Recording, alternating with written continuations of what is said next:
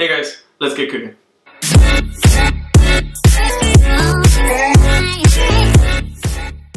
Hey guys, welcome back to my channel. Today we're going to be making some ground beef sliders that are super easy to make and delicious. They're going to be perfect for the big game.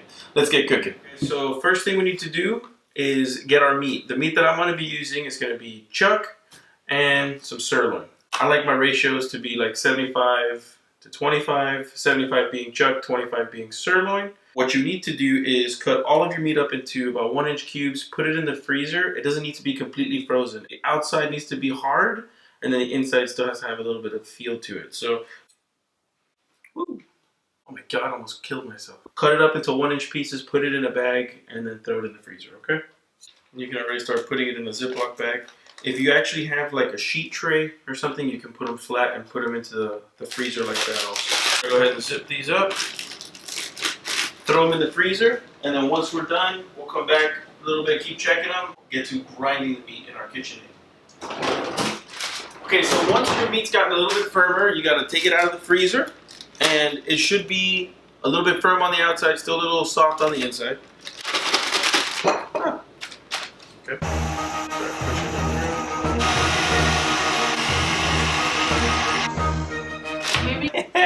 My grinder wasn't connected! Oh, there, look at that. That's just beautiful. That's like science.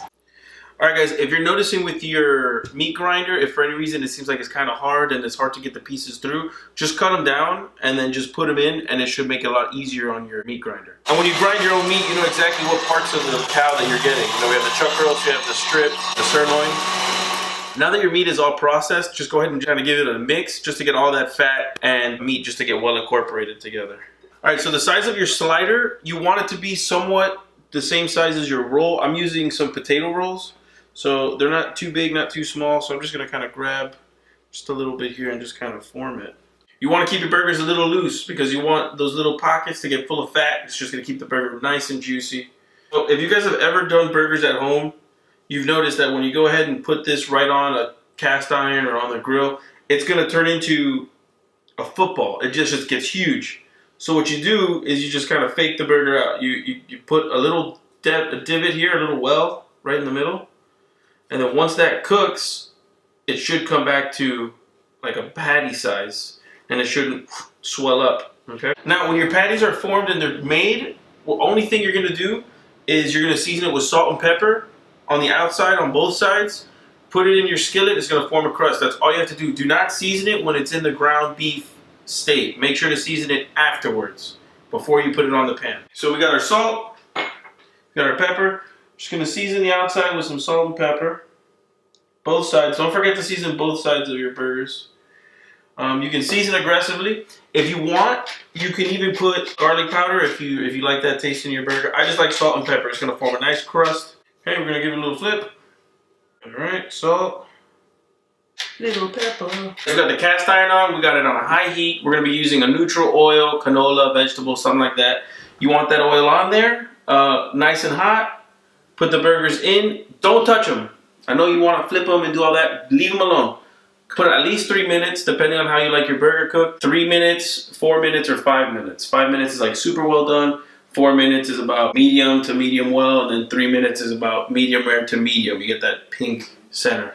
You're going to go ahead and leave them on 3 minutes one side, 3 minutes on the other side, and you're done. Alright, so we got our canola oil going. It's real hot. That's ripping hot right now. Make sure you got your divots. Put those things in there. Boom. So we're going to leave this on for about 4 minutes because I like mine about medium to medium well. So I'm going to leave those cooking. Oh, you can smell that pepper. Smells fantastic. Alright guys, we're getting ready to flip. So we're going to go ahead and just give our burgers a quick flip here. Once you're getting to the point where we're almost done cooking, you're going to go ahead and put some cheese over the top. You're going to cut your heat off. You're going to add a little bit of water to that pan. And you're real slowly. Just going to... You can see that nice melt that the burgers get right over the top there. So while that's finishing up inside the pan, we're going to go ahead and start on our mayo. So you're going to get about a cup of mayonnaise.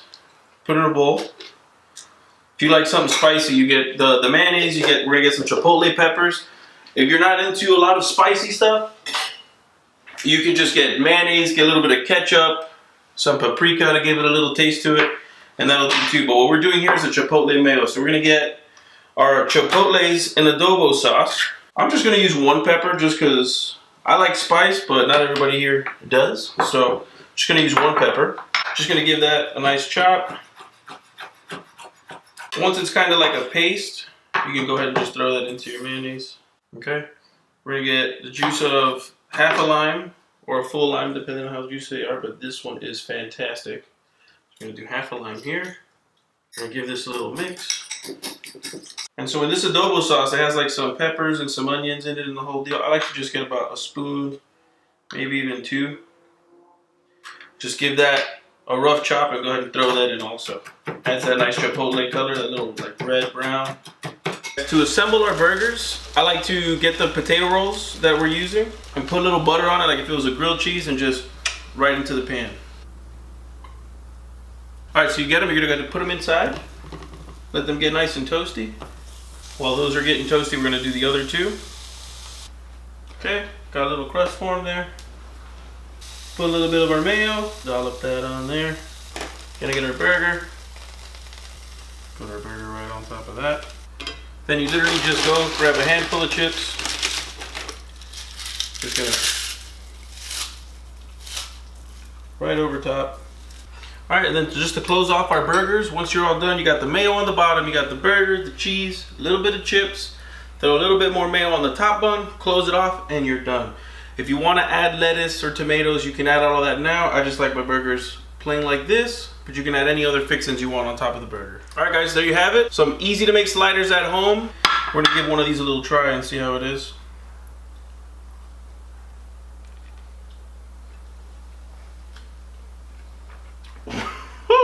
That is a juicy burger. Wow. Oh man, really juicy. That Chipotle Mayo's got a nice kick that you can taste. Fantastic. You're gonna love them. I promise. I promise you, these will be one of the best sliders you ever make at home. Grinding the meat yourself, doing all this stuff, it's a labor of love. All right, guys, thanks again for coming by. These burgers, amazing. It will not let you down. Go ahead and try these at home. Let me know how they come out in the comments below. Drop a like and a subscribe if you enjoyed the video for more content. Hopefully posting every Friday, maybe even more. Thanks again for coming by. Until next time. You're gonna take a picture with you? Interesting. No. Hey guys. No, you said alright, go ahead. Alright. Ew. Hey guys. Hey. Guys. Oh. Okay. Can you guys still see me?